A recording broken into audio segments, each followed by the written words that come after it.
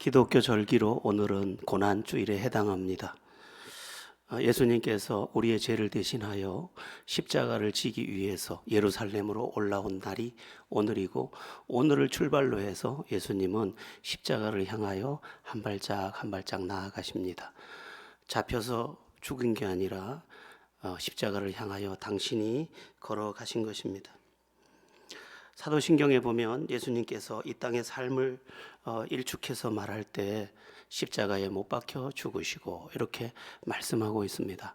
예수님께서 병든 자들도 고쳐주셨고, 귀신 들린 자도 고쳐주셨고, 또 안진뱅이도 일으켜 주셨고, 또한 심지어 죽은 자도 살리셨고 5천 명을 먹이셨고, 그런 수많은 기적이 있었지만 그것을 사도신경에서는 제외하고 십자가에 못 박혀 죽으시고 이것을 말씀하고 있습니다.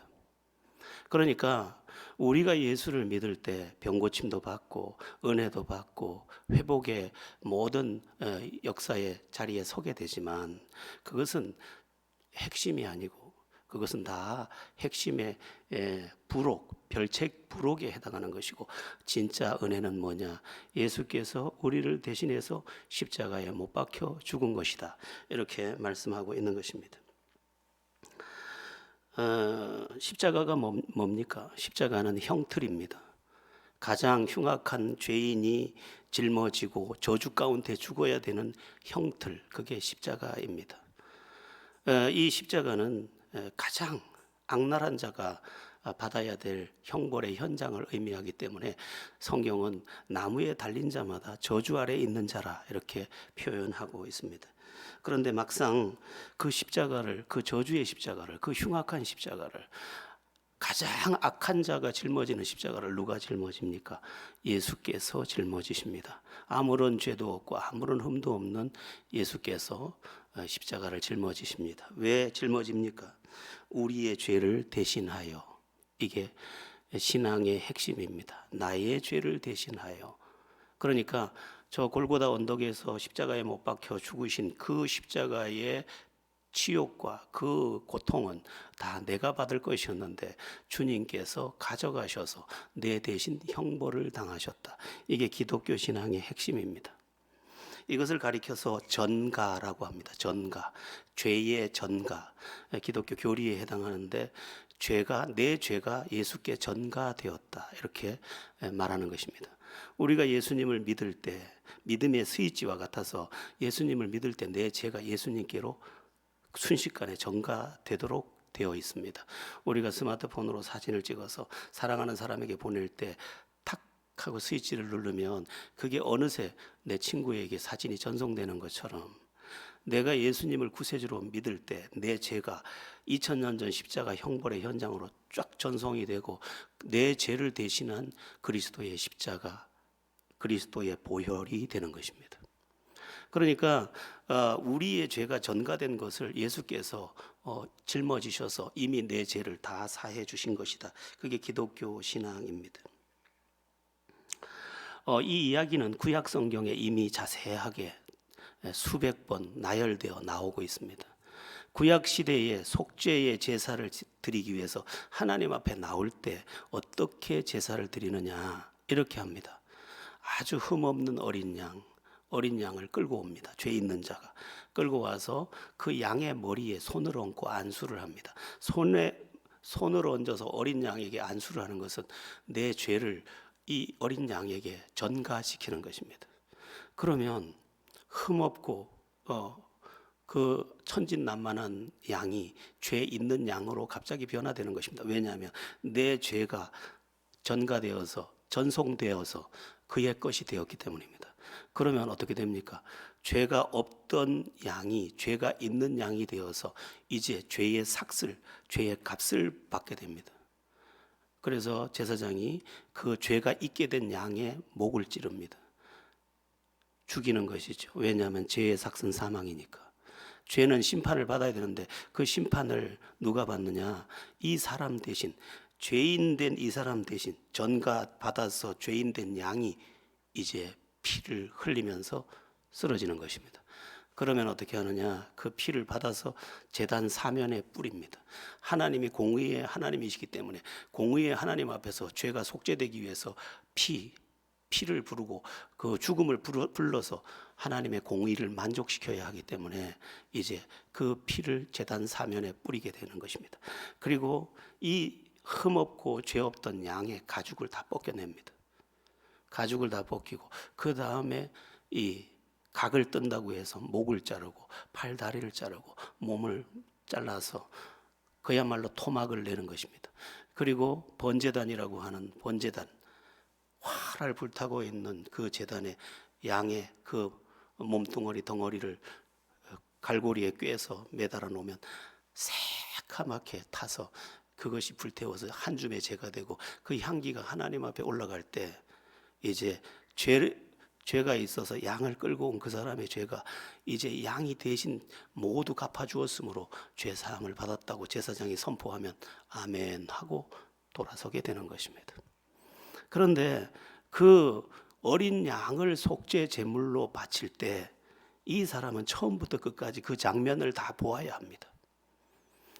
안수에서 내 죄를 어린 양에게 전가시킨 이 사람은 하나씩 봅니다. 그 목이 찔려서 피를 흘릴 때 내 죄 때문이구나. 그리고 그 양의 가죽이 벗길 때 내 죄 때문이구나. 그리고 목이 잘리고 팔다리가 잘리고 몸뚱이가 잘릴 때 내 죄 때문이구나. 그리고 번제단에 이 한 토막 한 토막이 올라가서 불태워질 때 내 죄 때문이구나. 그렇게 바라보는 것입니다. 내 죄 때문에 아무런 죄도 없던 흠없는 어린 양이 저렇게 처참하게 저렇게 아주 한 줌의 죄도 건질 수 없을 만큼 저렇게 죽었구나. 그것을 바라본다라는 것입니다. 예수님이 바로 그런 분이라는 것을 성경이 말씀하고 있는 것입니다. 그래서 세례 요한은 예수님이 저쪽에서 오실 때 자기 제자들을 가리키며 제자들을 향하여 이렇게 말했습니다. 보라, 세상 죄를 지고 가는 하나님의 어린 양이로다. 우리가 구약 시대에 속죄의 제사를 드릴 때 끌고 갔던 그 양처럼 저분이 우리의 죄를 짊어지고 우리가 저분을 믿을 때 우리의 죄는 예수께 전가되고 전가된 그 예수는 우리의 죄를 대신해서 찔려서 죽고 그 다음에 가죽을 벗기듯 비참하게 그리고 토막을 자르듯 비참하게 그렇게 우리 대신 속죄의 제물이 되었고 그를 믿을 때 우리의 죄가 사함을 받았다. 어떻게 그런 일이 가능합니까? 하나님께서 그렇게 장치해 놓으셨고 하나님께서 그렇게 그것을 허용하셔서 그것을 받으시기로 정하셨기 때문입니다. 어린 양의 피, 그것은 곧 장차 오실 구약 성경이 말하는 어린 양의 피, 그것은 장차 오실 진정한 속죄 양 대신 예수 그리스도에 대한 것이었고 예수 그리스도가 오셔서 바로 그렇게 속죄 양이 되심으로 우리가 하나님과의 관계를 회복하게 되었다. 그렇게 말씀하는 것입니다. 어린 양의 피가 또 생명을 구원한 이야기가 출애굽기에 자세히 나옵니다. 조금 전에 이야기는 레위기의 이야기라면 이제 출애굽기의 이야기를 보면 예수님께서 어린 양의 피로 자기 백성을 어떻게 구원하는지를 실예로 보여주셨습니다. 그 예가 뭐냐면 유월절 어린 양.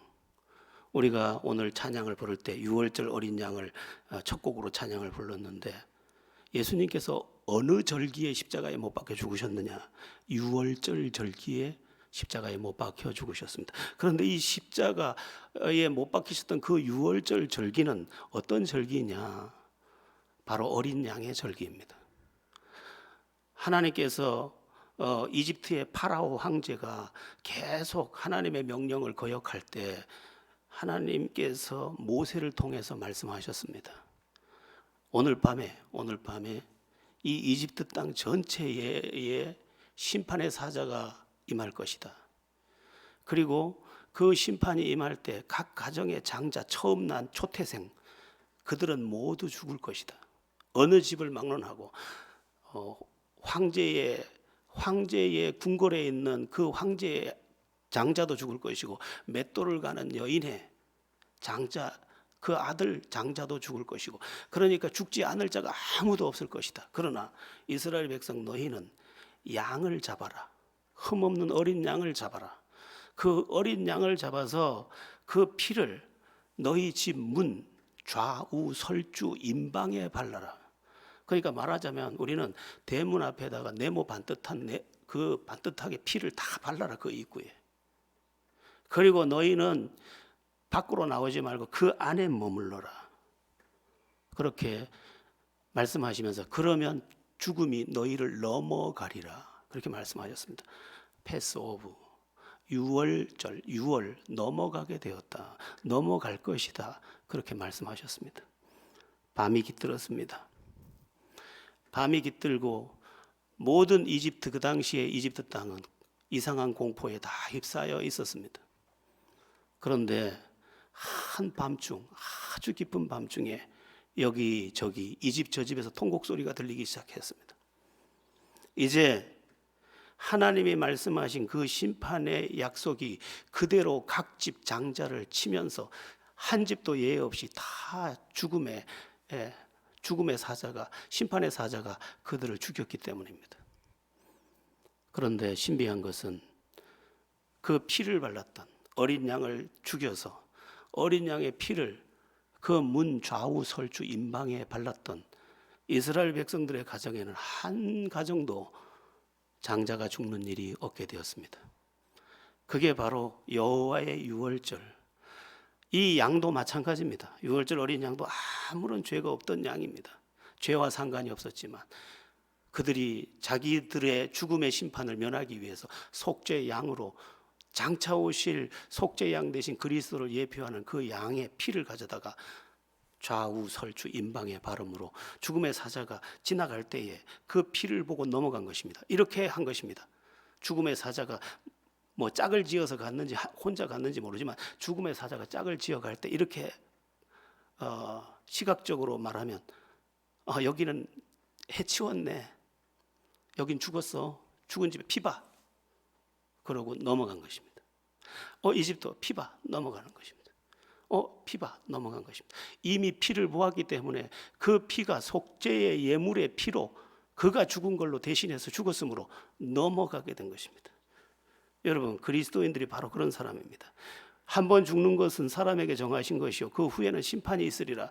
인간은 다 심판대 앞에 서야 되는데 우리를 심판하는 그날에 주님께서 하얀 흰 보좌에서 아무런 흠결도 없는 아무런 치우침도 없는 완전한 보좌의 심판의 그날에 우리를 이렇게 보면서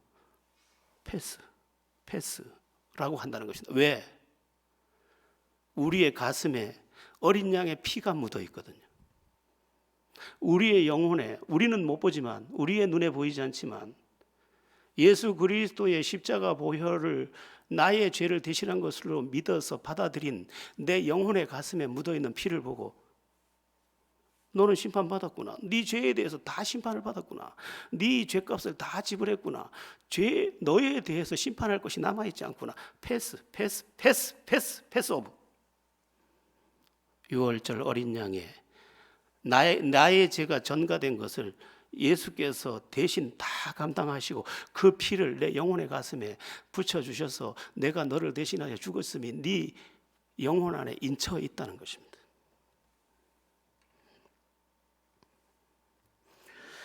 여러분, 그리스도인은 어린 양 대신 그리스도의 순전한 피가 나도 모르게 내게 와서 주님이 알아보는 그 형체로 우리 안에 발라져 있는 것입니다. 베드로전서나 공부를 해보면 핏뿌림이 없은즉 사함이 없으리라 했습니다. 내가 예수를 믿을 때 예수 그리스도의 핏뿌림이 나에게 한 부분도 남김없이 머리부터 발끝까지 다 그 피로 속죄가 된 줄로 믿으시기 바랍니다. 그러니까 예수 믿는다는 것은 아까 처음에 말씀드린 것처럼 예수를 믿었더니 평안하다, 가정이 평안하다, 물질이 뭐 풍족하다 이런 것들은 다 부록, 별책부록입니다. 진짜는 뭐냐? 내가 본질적으로 심판 아래에 있었으나 속죄 양 대신 예수 그리스도를 믿음으로 내 죄가 예수께 전가되었고 전가된 그 죄로 인해 내 대신 죽으셨으며 피 뿌리셨으며 헐벗 이 옷을 예수님을 십자가의 이 그림으로 그릴 때는 천 조각을 하나 갖다 걸쳐 놓지만은 여러분, 그런 자비는 없습니다.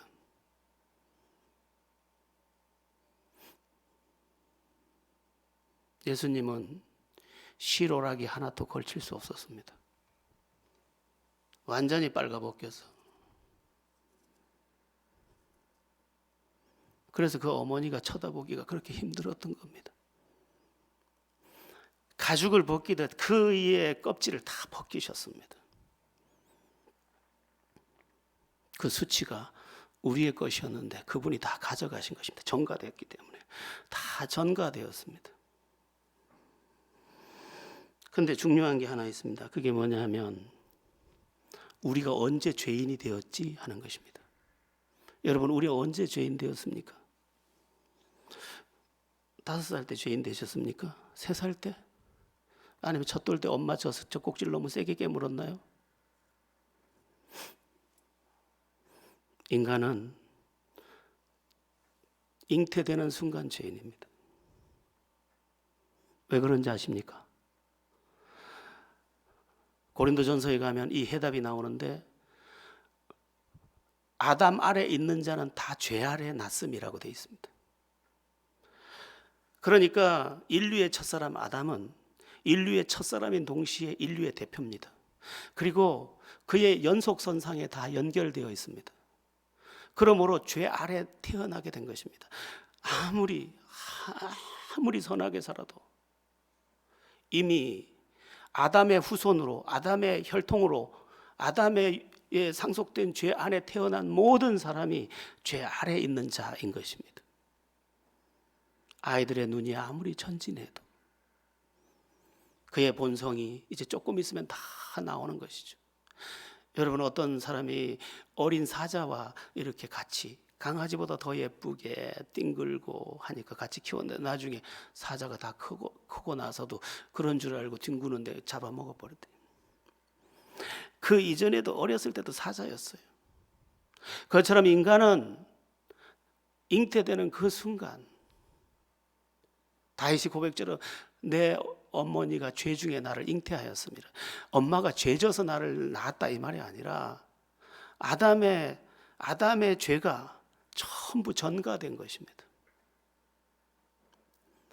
그래서 아담의 인류의 대표가 되는 그 아담 안에서 우리는 모두가 죄인이 된 것입니다. 그러므로 로마서 3장 말씀처럼 의인은 없나니 하나도 없도다. 그러니까 누구 보고 자꾸 죄인이라 그러지 마세요. 우리 다 죄인이에요. 난 누구를 자꾸 비판하는 거 안 좋아해요. 지도 죄인이면서. 우리는 타산지석으로 배워야 돼요. 저러면 안 되는 거였구나. 이렇게도 배우는 거예요. 그러니까 자꾸만 여러분 자세히 보세요. 정확하게 보세요. 우리가 죄 아닌 게 어디 있어요? 우리도 다 죄인이에요. 아담의 후손이라서 어쩔 수 없어요.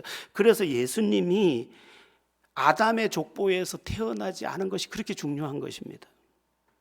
예수님은 아담의 족보에서 태어나지 않고 창세기 3장 15절에서 말씀하는 것처럼 여자의 후손으로 태어나잖아요. 육신의 아버지 요셉의 혈통에서 태어나잖아요. 요셉은 어떤 사람이죠? 의로운 사람이지만 그는 어떤 사람이에요? 그럼에도 불구하고 아담의 그 타락한 그 죄가 전가되어서 이미 유전적으로 죄성을 가지고 있었기 때문에 그의 족보를 따라서 만약 예수님이 태어났다 하면 그는 대리적 속죄의 제물로서의 자격을 상실하는 것입니다. 그래서 우리 사도신경 가운데 동정녀 마리아에게 나시고 이게 굉장히 중요한 것입니다. 동정녀 마리아에게서 난 분이 아니면 우리를 속죄할 자격이 없어요. 동정녀 마리아에게서 태어나야 돼. 성령으로 잉태해야 돼. 하나님께서 직접 보내셔야 돼요. 그렇기 때문에 그 고백이 중요한 거예요.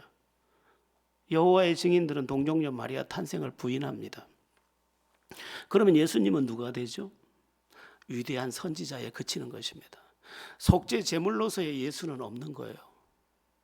속죄 제물을 흠없는 어린 양이라야 돼. 어린 양이 되시려면 뭐예요? 대표성의 원리 전가된 아담의 후손으로 오면 안 돼요. 그래서 이 예수님은 고린도 전서에 가면 예전 번역에서는 둘째 아담이라고 하고 이번 번역에서는 마지막 아담이라고 되어 있어요. 자, 이 세상은 첫째 아담에 의해서 다 타락했어요. 오고 오는 모든 시대가 타락한 영성을 가지고 태어날 거예요. 그런데 둘째 아담, 마지막 아담, 그 예수 그리스도는 살리는 아담이에요. 그래서 예수 안에서 태어난 사람은 모두 의로운 자예요.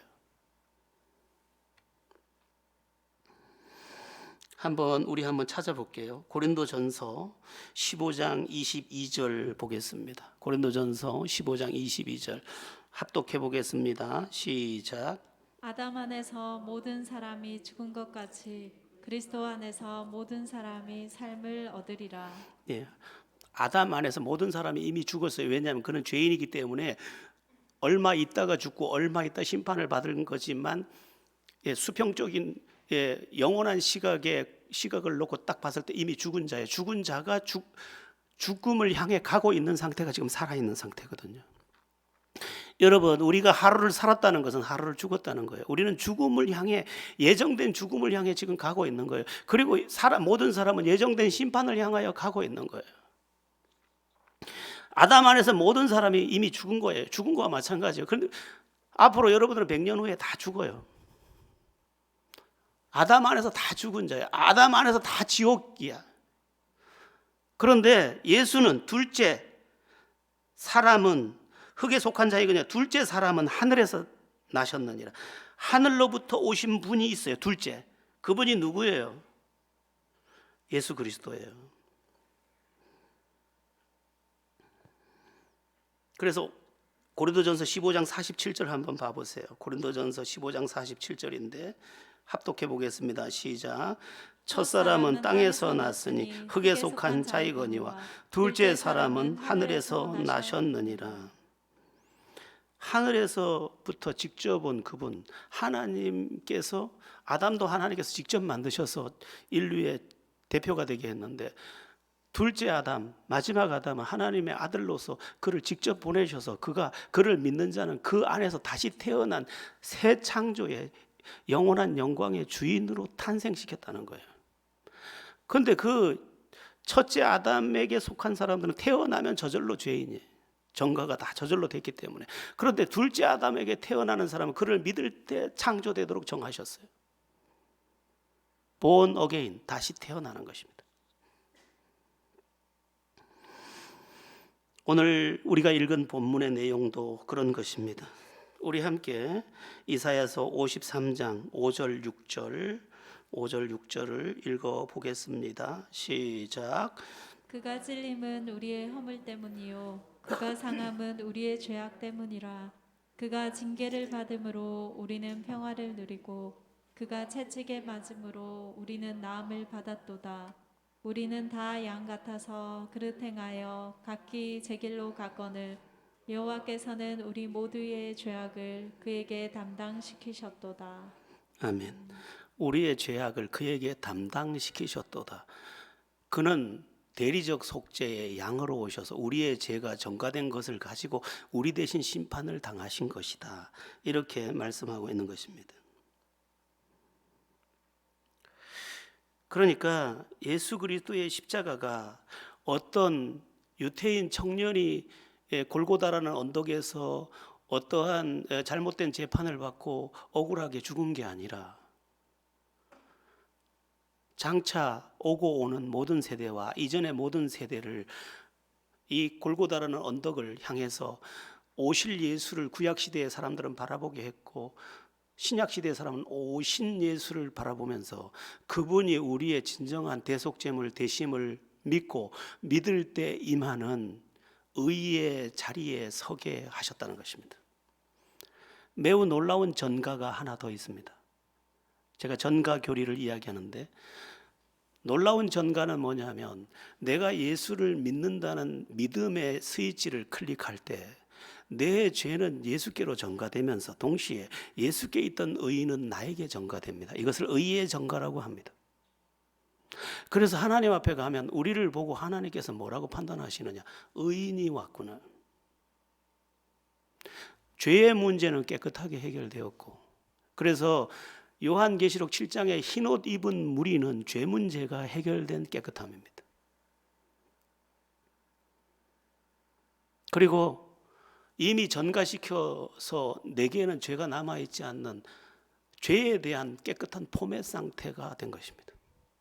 없어요. 파일을 찾을 수가 없어요. 우리에게서 죄의 파일을 찾을 수가 없어요. 뭐 요즘은 옛날 그 통화 기록까지 포렌식 작업을 해서 다 찾아내는데 우리의 죄는 찾을 수 없어요. 예수님이 포맷해 준 죄사함의 그 권세는 전혀 흔적도 남기지를 않았어요. 완전합니다. 이 사실이 우리에게 들어올 때 그게 믿음이에요. 다른 거 다 두 번째예요. 다른 건 다 세 번째예요. 다 네 번째, 다섯 번째, 천 번째, 1001번째예요. 정말 중요한 것은 내 영혼의 문제가, 내 죄의 문제가, 내 장래의 문제가 예수 그리스도 안에서 피 묻은 복음 안에서 주님께 내 죄가 옮겨지는 전가의 사건이 있었고 예수님의 의가 내게 전가되는 사건이 있었느냐. 나는 태어날 때 내가 죄를 짓기 전에 이미 첫째 아담의 죄로 인해 죄인이 된 전가된 죄를 안고 원죄라는 죄 안에서 죄성을 품었으며 그 죄성은 죄를 저지르게 만들어서 수많은 자범죄를 저지르고 실수와 아픔과 고통을 만들면서 살았는데 이제 예수를 믿는 동시에 내 죄는 그리스도께로 예수 속죄양 예수께로 전가되었고 예수님에게 있던 완전한 의는 내게 전가되면서 의와 죄가 바뀌고 나는 의인의 반열에 서며 의인이 누릴 영원한 영광과 하나님의 나라에서 세세토록 왕노릇하는 승리가 나에게 선물되고 예비되었다. 이게 구원의 노래인 것입니다. 우리가 시시하게 여기 모여 있겠습니까? 우리가 먹고 사는 이야기만 가지고 여기에 모여 있겠습니까? 단순한 이야기로 우리가 여기에 모여 있겠습니까? 그리스도의 피 묻은 복음이 아니면 우리가 이렇게 열정을 다하고 삶을 다하고 믿겠습니까?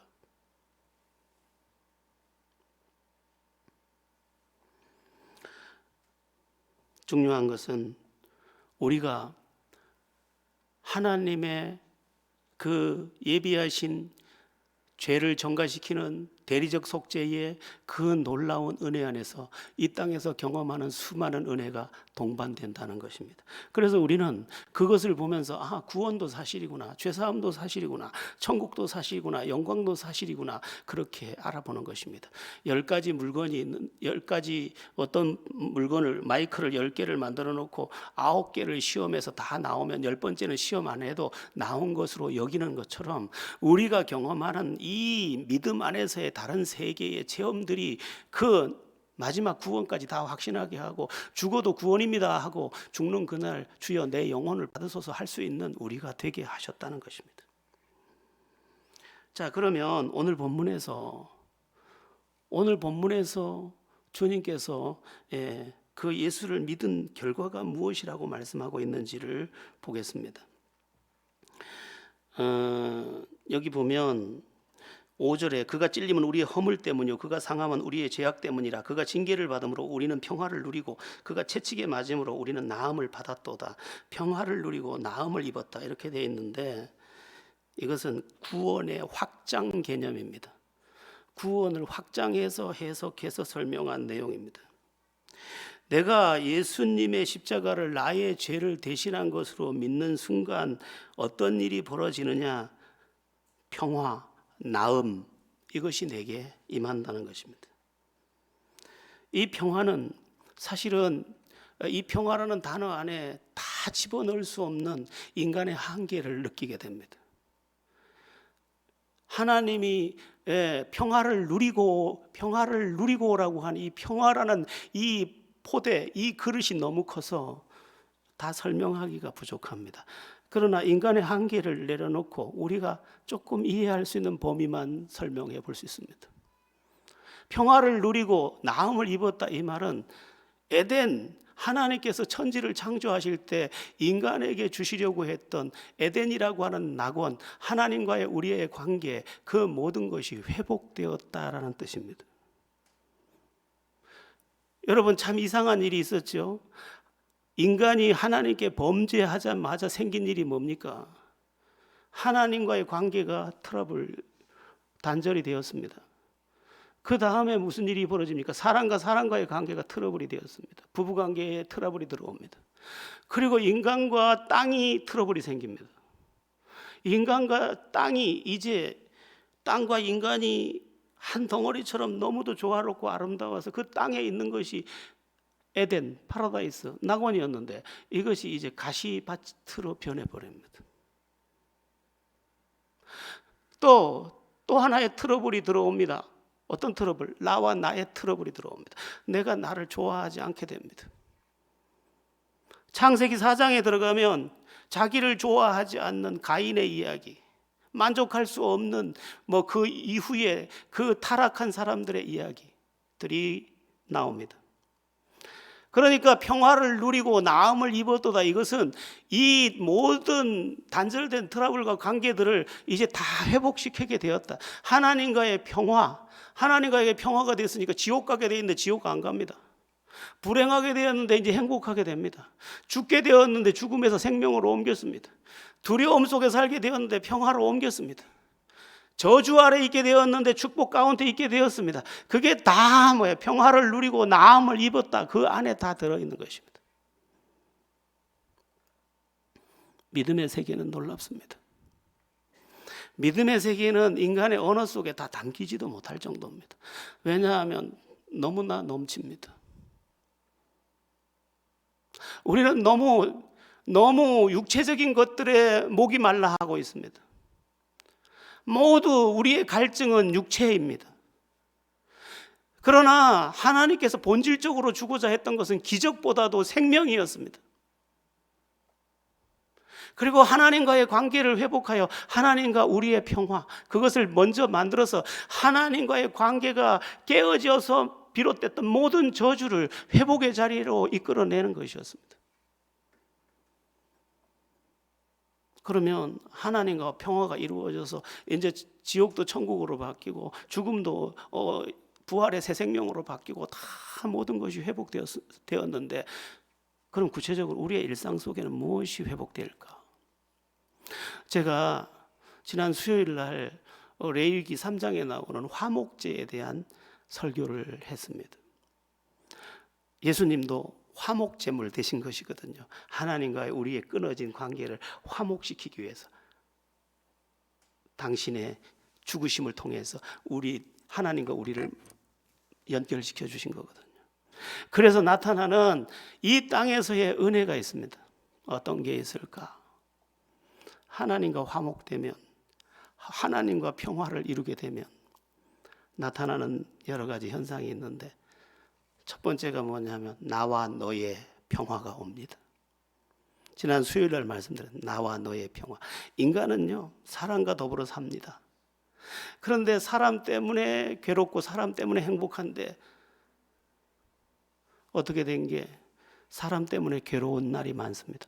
특히 가족. 다른 사람이야, 지나가는 사람이니까 그냥 그렇거니 하면 되지만, 가족은 눈 뜨면 보고, 밥상머리에서 보고,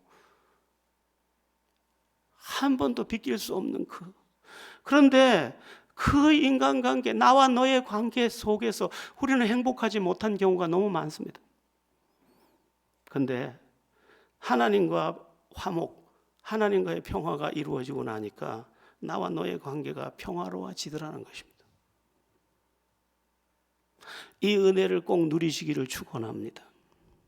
사람은 사람과 더불어 삽니다. 그래서 그가 부부라면 부부관계가 좋아야 돼.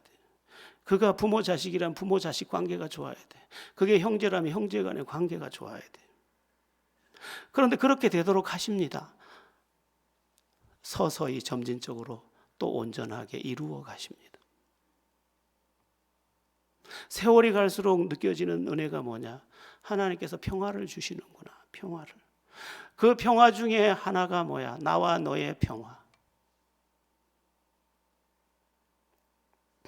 여러분의 삶 속에 아주 살가운 나와 너의 평화가 가정 속에, 관계 속에 있어서 그냥 별다른 거 없어도 내가 행복합니다, 내가 감사합니다 할 수 있기를 축원합니다.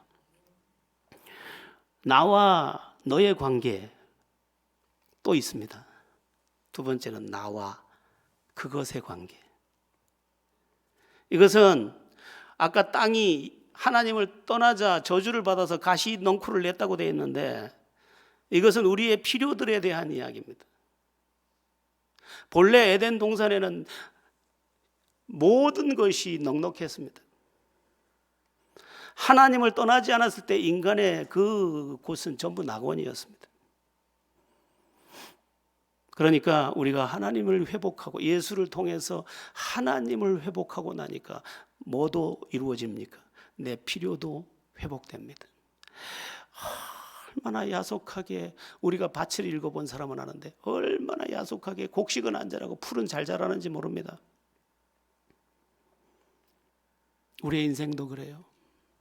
원하는 것은 왜 그렇게 안 되고 안 원하는 것은 왜 그렇게 많이 생기나 몰라요. 그런데 그것도 회복됩니다. 여러분의 삶에 물질도 필요도 회복되는 은혜가 있기를 축원합니다.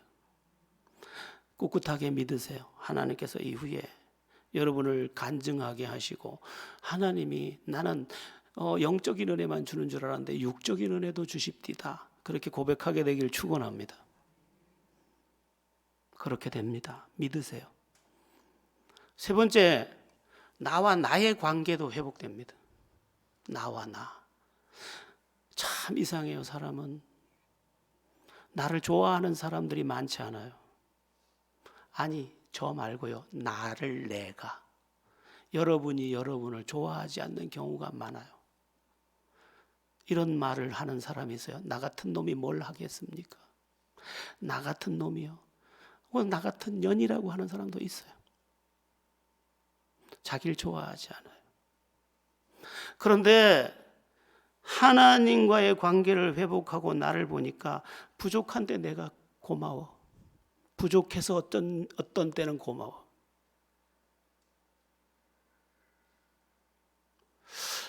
내가 꽃미남이 아니길 참 다행이다. 꽃미남은 얼마나 괴로울까. 그렇게도 생각해. 부족해서 은혜잖아요. 부족한 것도 은혜였네. 모든 게 은혜였네. 나를 이제 껴안을 수 있게 된 거죠. 나를 좋아하고 나를 껴안게 되면서 다른 것에 대해 너그러워지는 거죠. 사실은 우리가 왜 분노하냐면 내가 인정하지 않는 내가 상처받기 때문에 분노하거든요. 근데 그게 치유됐어요.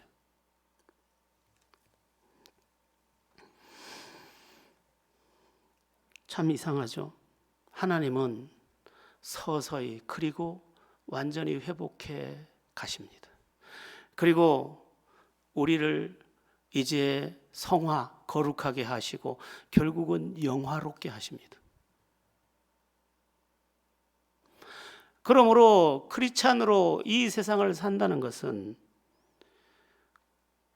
하나님 앞에서의 죄 문제가 해결됐다는 것이고, 그리고 하나님과의 관계가 화평이 되었다는 것이고, 그 의가 내 의가 됐다는 것이고, 그로 인하여 내 영원한 세계가 열렸다는 것이고, 또한 나의 일상과 모든 삶이 회복의 은혜 안으로 들어갔다는 것을 의미하는 것입니다.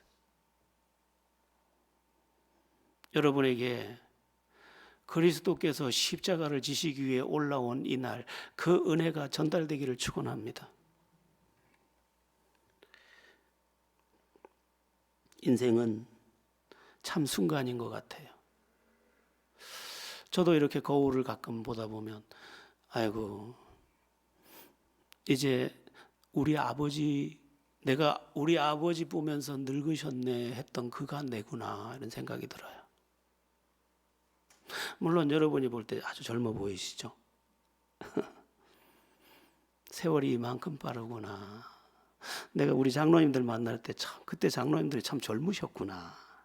그런 생각도 들어요. 그러나 세월은 가야 하고 우리는 하나님의 그 심판의 보좌를 향해 한 걸음씩 나아가야 합니다. 그런데 만일 내 영혼의 문제, 죄의 문제, 심판의 문제, 죽음의 문제, 이 문제가 그리스도의 십자가로 말미암아 해결되지 않았다면 우리는 가면 갈수록 저주에 가까운 것이고 심판에 가까운 것이고 지옥에 가까운 것이고 절망에 가까운 것입니다.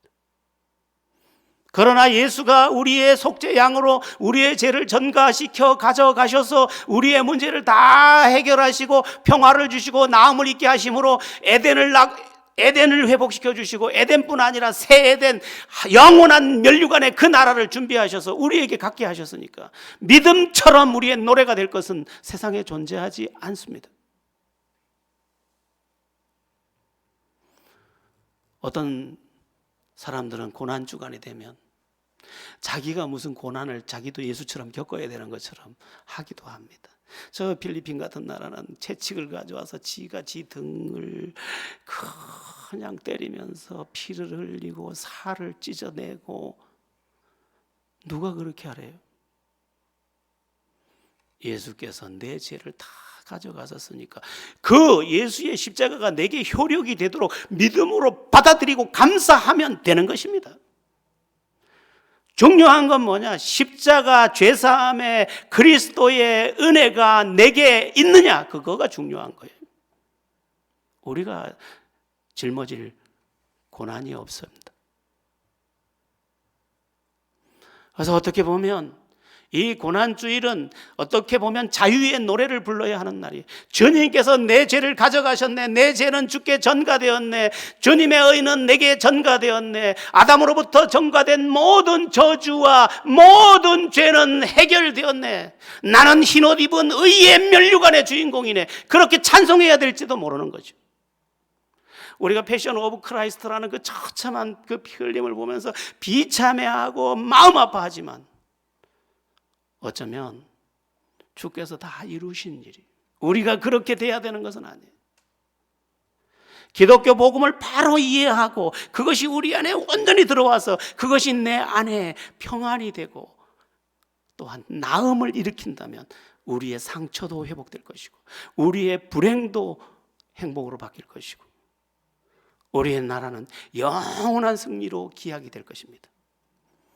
이 고난주간을 다시 한번 십자가를 나의 죄를 대신한 십자가의 그날로 기억하며 굳게 붙잡고 면류관을 향하여 승리를 향하여 영광을 향하여 영원한 노래를 향하여 그리고 일상 속에서 회복을 경험하는 은혜가 있기를 예수의 이름으로 축원합니다.